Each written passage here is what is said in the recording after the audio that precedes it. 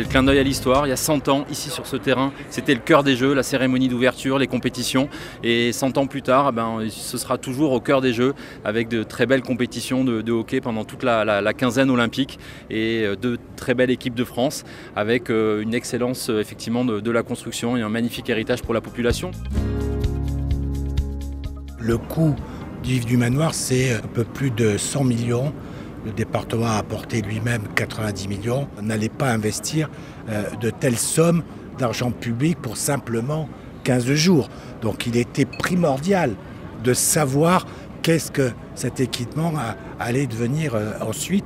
Bien déjà, la Fédération française de hockey sur gazon reste ici. Je m'en réjouis puisque un des plus grands clubs français est déjà Alto Séquané, le club de Montrouge.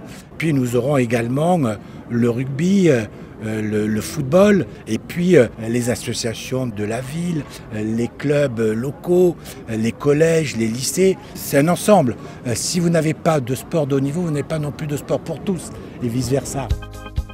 Ici, c'est un territoire qui est chargé d'histoire, qui est en même temps ouvert vers l'avenir et qui, dès le lendemain des Jeux, et d'ailleurs ça a commencé, bénéficie en termes d'infrastructures aux habitants. C'est une composante absolument globale, une illustration, j'ai envie de dire, parfaite de l'héritage. Ce stade sera destiné au hockey, avec le siège du hockey sur gazon. Et puis, ce stade permettra d'accueillir des matchs internationaux.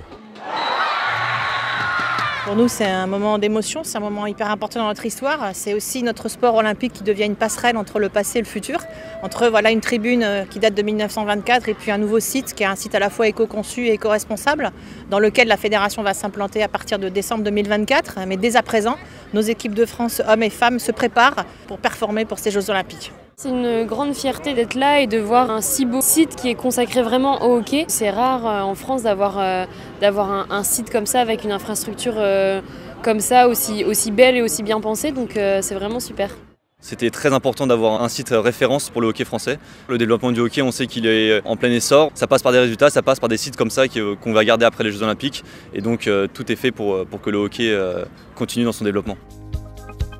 On est vraiment chanceux d'avoir cet héritage-là et de pouvoir le faire vivre au quotidien après les Jeux. Et l'objectif, comme vous le voyez aujourd'hui, c'est de créer des animations sociétales. On a les trophées du 92 qui sont un événement très important au niveau scolaire sur lequel on a co-construit avec le département des Hauts-de-Seine ce projet-là d'initiation à notre sport dans les collèges et puis aussi dans les lycées. On a également le championnat UNSS, donc avec la collaboration de l'UNSS, donc qui est un acteur important dans le sport scolaire, qui porte tout son sens par rapport à notre objectif de développement de notre pratique sportive en France, mais aussi sur le département des Hauts-de-Seine. C'est vraiment important de faire vivre ce territoire, de développer aussi son attractivité économique et sportive.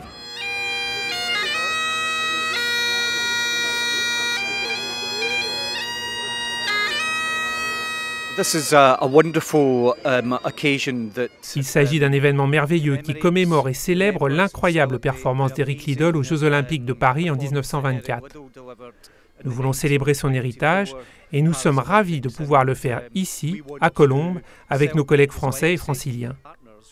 Tous ensemble, nous avons identifié des valeurs qui nous semblent actuelles mais qui résonnent aussi avec Eric et les valeurs de l'époque à laquelle il a vécu. Ce sont des valeurs de compassion, d'intégrité et de passion. J'espère que nous pourrons vivre son expérience d'une manière moderne au XXIe siècle.